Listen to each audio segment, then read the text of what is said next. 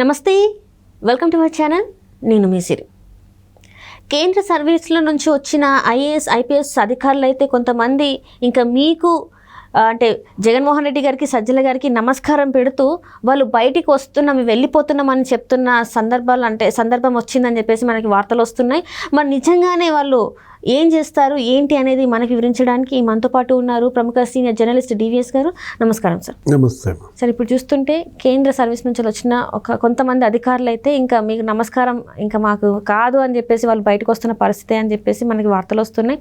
ఇందులో 10 మంది ఐఏఎస్లు 10 మంది ఐఏఎస్ ఆఫీసర్లు ఉన్నారని చెప్పేసి, ఐపీఎస్లు ఐఏఎస్ల ఆఫీసర్లు ఉన్నారని చెప్పేసి మనకి వార్తలు వస్తున్నాయి. ఇందులో ఎంతవరకు వాస్తవం ఉందన్నారు? ప్యాకప్ అంటారా? సినిమాల్లో షూటింగ్ అయిపోయింది అనుకో, ప్యాకప్ అంటారు. అవును సార్. ఏ రోజుకి ఆ రోజు ప్యాకప్ చెప్పేస్తారు. సినిమా అయిపోయింది అనుకో, గుమ్మడికాయ కొట్టేస్తారు. గుమ్మడికాయ కొట్టారంటే సినిమా మొత్తం కంప్లీట్ అయిపోయింది, రీళ్ళన్నీ చుట్టేసినట్టే.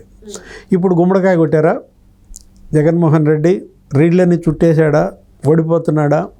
జగన్మోహన్ రెడ్డి ఓడిపోతున్నాడు, వైఎస్ఆర్ కాంగ్రెస్ పార్టీకి గెలిచే అవకాశం లేదు, కాబోయే ముఖ్యమంత్రి చంద్రబాబు అనే దీంట్లో ఇవాళ జగన్ సీఎం కాగానే ఎవరైతే గద్దల్లాగా ఎగురొచ్చి ఇక్కడ వాలారో ఆ పిట్టలన్నీ ఇప్పుడు మళ్ళా ఎగిరిపోతున్నాయి.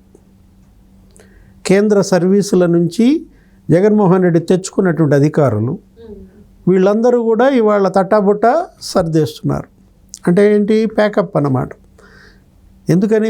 మీరు మీ తట్టాబుట్ట మీరు సర్దేసుకున్నారు కాబట్టి మా తట్ట మా బుట్ట మీరు సర్దుకోవద్దా? చెప్పు, నువ్వే చెప్పు.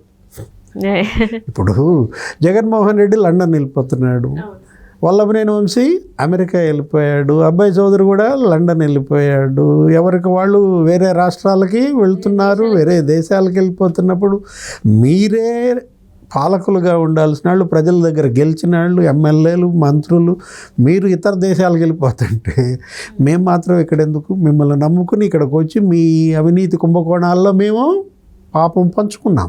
అంటే కొన్ని సార్లు అయితే హైకోర్టు ఆదేశాలు జారీ చేసినా కూడా వాటిని ధిక్కరించి జగన్మోహన్ రెడ్డి గారు ఏది చెప్తే అదే చేసిన సందర్భాలు కూడా ఉన్నాయి అని చెప్పేసి వస్తున్నాయి. మరి వాళ్ళపైన ఏమైనా చర్యలు తీసుకునే అవకాశం ఉందంటారా? ఎక్కడికి వెళ్ళినా వెంటబడుద్ది, పాపం కదా. పాపం వెంటబడి తరుముద్దనమాట. చేసిన పాపం వదలదు, ఎవరిని వదలదు. నేరం కూడా అంతే. ఏది, నువ్వు నేరానికి పాల్పడితే చట్టం చేతులు చాలా పొడవైనవా, కానూన్ కా హాత్ లంబా హై. ఇప్పుడు వీళ్ళు ఎంత దూరం పరిగెత్తినా హాత్ వస్తుంది. ఏది, కానూన్ కా హాత్ లంబా హై. చేతులు చాలా పొడవు, అందుకే పొడవైన చేతులతో ఎక్కడున్నా లాక్కొచ్చుద్ది. అమెరికాలో ఉన్నా లాక్కొచ్చుద్ది, లండన్లో ఉన్నా లాక్కొచ్చుద్ది. కేంద్ర సర్వీసులకు వెళ్ళినా ఈ పాపం వాళ్ళని వదలదనమాట. ఇప్పుడు ఆర్థిక శాఖలో చేసిన మామూలు అవినీతి కాదు, మామూలు అవకతవకలు కాదనమాట. 12 లక్షల కోట్ల అప్పుల్లో ఆంధ్రప్రదేశ్ని ముంచేశారు. ఎడాపెడా అప్పులు తెచ్చారు, కార్పొరేషన్లు పెట్టేశారు. ఏది, అప్పుల కోసమే కార్పొరేషన్లు పెట్టారనమాట. అక్కడ కట్టింది లేదు, పెట్టింది లేదు. పల్నాడు కరువు నివారణ సమితి, దాని పేరు మీద అప్పులు. రాయలసీమ కరువు నివారణ సమితి, దాని పేరు మీద అప్పులు. అంటే ఎలా వీళ్ళు నిబంధనలు ఉల్లంఘించారు, ఎఫ్ఆర్బిఎం యాక్ట్ని ఎలా అధిగమించి అప్పులు తెచ్చారు. ఇవాళ బడ్జెట్ అప్పులు వేరు, బడ్జెటేతర అప్పులు వేరు. చూపింది ఒకటి, చేసింది ఒకటి. తెచ్చిన అప్పులు ఏమైనా సద్వినియోగం చేశారా? లేదు. తెచ్చిన అప్పులన్నీ కూడా పంచిపెట్టారు, పంచుకు తిన్నారు. ఇప్పుడు వీటన్నిటికీ ఎవరు బలవుతారు? ఆర్థిక శాఖ ముఖ్య కార్యదర్శి. వీళ్ళ ముగ్గురు ఇవాళ బలయ్యే పరిస్థితి అన్నమాట. అందుకే వాళ్ళు ఏమంటున్నారు, అసలు రావత్ గారేమో నన్ను తెలంగాణ పంపించేయండి అని సంవత్సరం క్రితమే పెట్టుకున్నాడు. తెలంగాణ క్యాడరు, నేను తెలంగాణకి వెళ్ళిపోతాను, నాకు పర్మిషన్ ఇవ్వండి, ఇంతవరకు ఇవ్వలేదు. 1 ఇయర్ నుంచి ఉంది. ఇప్పుడు సత్యనారాయణ ఇవాళ చాలా దీంట్లో పడ్డాడు, చిక్కుల్లో. ఆయనే వీటన్నిటికీ కూడా ఎక్కడెక్కడ అప్పులు తేవాలి, ఏ విధంగా నిబంధనలు ఎలా ఉల్లంఘించాలి, ఇవన్నీ కూడా తీసుకున్న దీంట్లో ఇప్పుడు సత్యనారాయణ మెడకి చుట్టుకునే అవకాశం ఉందన్నమాట. పాలకులు చేసిన తప్పులకు అధికారులు ఎలా బలవుతారో, గతంలో వాళ్ళకి గుణపాఠాలు కళ్ళ ముందు కనపడుతున్నా తప్పులు చేశారు. శ్రీలక్ష్మి కళ్ళ ముందు ఉంది, బీపీ ఆచార్య ఉన్నాడు, విడి రాజగోపాల్ ఉన్నాడు, జైళ్ళకి వెళ్ళారు, కోర్టుల చుట్టూ తిరుగుతున్నారు ఇప్పటికీ కూడా. అయినా వీళ్ళు తప్పు చేశారంటే అర్థం ఏంటి? స్వయంకృత అపరాధమే కదా. అంటే మాకేంటిలే, మమ్మల్ని చూసుకునే వాళ్ళు మాకు ఉన్నారనే ధైర్యం అనుకోవచ్చా? బరి తెగింపు. బరి తెగిస్తే ఏమవుతుంది? బడిత పూజ ఉంటుంది అనమాట. చట్టం తీసుకుంటుంది బడితని చేతుల్లోకి. ఇప్పుడు ఏంటి? ఎక్సైజ్ శాఖ, బెవరేజెస్ కార్పొరేషన్ పెద్ద ఎత్తున అప్పులు తెచ్చారు. దాంట్లో అంతా నగదే చెల్లించాలా. ఎప్పటిదాకా నగదు? పోలింగ్ డేట్ దాకానే నగదు. పోలింగ్ అయిపోయినాక ఇప్పుడు మళ్ళీ ఆన్లైన్ అంట. ఈ ఆన్లైన్ ఇంతకుముందు ఎందుకు తీసుకోవాలా మద్యం షాపుల్లో? అంటే ఆ నగదంతా ఏమైంది? ఆ నగదు బస్తాలు బస్తాలు ఓట్లు కొన్నారా? వీటన్నిటిపైన ఎంక్వైరీ జరిగితే 40,000 కోట్ల స్కామ్ అంట. Cheap liquor. 40% మంది లివర్ దెబ్బతిందని పురంధేశ్వరే ఎంక్వైరీకి కోరితే సిబిఐ ఎంక్వైరీ సుప్రీంకోర్టుకు పంపిస్తే వాసుదేవరెడ్డి బలయ్యాడు. వాసుదేవరెడ్డిని వాళ్ళు తప్పించారు. ఈసీ వేట్ వేసింది కదా. ఇప్పుడు ఆ వాసుదేవరెడ్డి మళ్ళా కేంద్ర సర్వీసులకు వెళ్ళిపోతాడా? వెళ్ళిపోయినా వదులుద్దా? ఈ నేరం వదులుతుందా? మైనింగ్ ఇంకొక ఆయన ఎవరు? ఆ మైనింగ్ శాఖ వెంకటరెడ్డి. అబ్బో, అసలు ఆయన కథలుగా చెప్పొచ్చు. ఆయన అయితే అసలు ఆయన ఏంటి? ఆయన బిడ్డను వైసీపీ నాయకుడికే వియ్యంకుడంట. ఇక వాళ్ళది ఏంటి? వియ్యంకుల బంధం అన్నమాట. వైసీపీ మైనింగ్ కార్పొరేషన్ తుడిచిపెట్టారు. ఏది? Mining corporation. పెద్ద ఎత్తున అవుట్సోర్సింగ్, ఒక్కొక్కడికి 75,000 జీతం, 1,00,000 జీతం ఇచ్చి ఆ చిత్తూరు జిల్లా వాళ్ళందరినీ ఉద్యోగస్తులుగా చూపించి ఖజానా అంతా ఖాళీ చేయించారు. మైనింగ్ డిపార్ట్మెంట్ ఒకప్పుడు అసలు కామధేను అన్నమాట. ఎందుకంటే ఖనిజ సంపదకు పుట్టినిల్లు Andhra Pradesh. Limestone, laterite, bauxite, granite, ముగ్గురాయి, అసలు లేని ఖనిజం లేదు ఇక్కడ.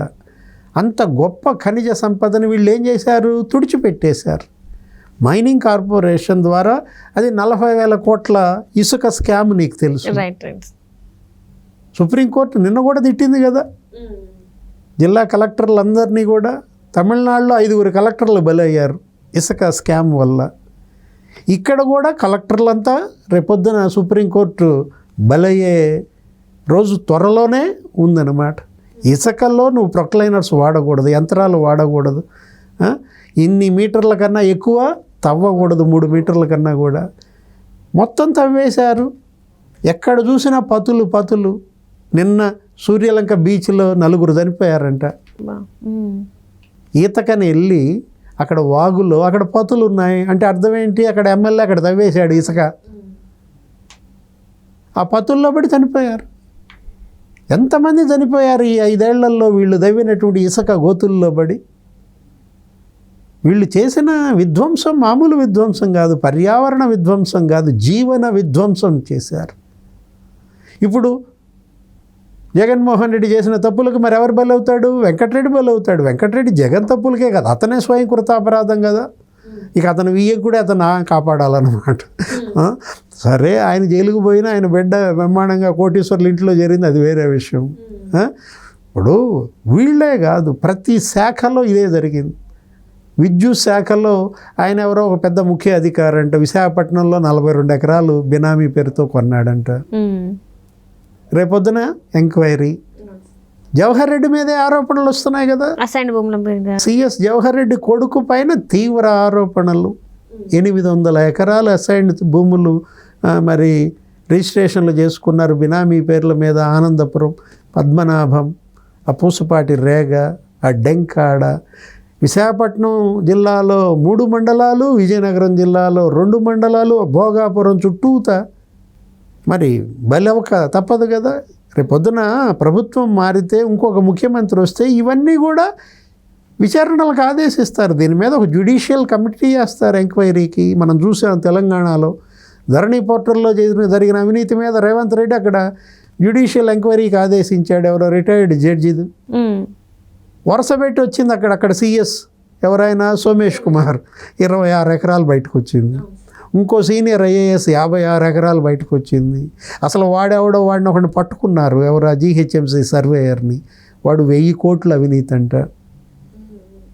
ప్రభుత్వం మారితే ఆంధ్రప్రదేశ్లో ఈ అధికారుల అవినీతి బాబూస్ అంటారు వీళ్ళని, వీళ్ళందరి యొక్క ఐఏఎస్లు ఐపీఎస్లు ఎంత పెద్ద ఎత్తున అవినీతికి పాల్పడ్డారో, వీళ్ళందరి అవినీతి రేపొద్దున ప్రజల కళ్ళ ముందు ఉంటుంది. వీళ్ళు జైళ్లలో ఊసల వెనక ఉండాల్సిన రోజు వస్తుందన్నమాట. Right sir, right. Thank you so much sir. నమస్తే.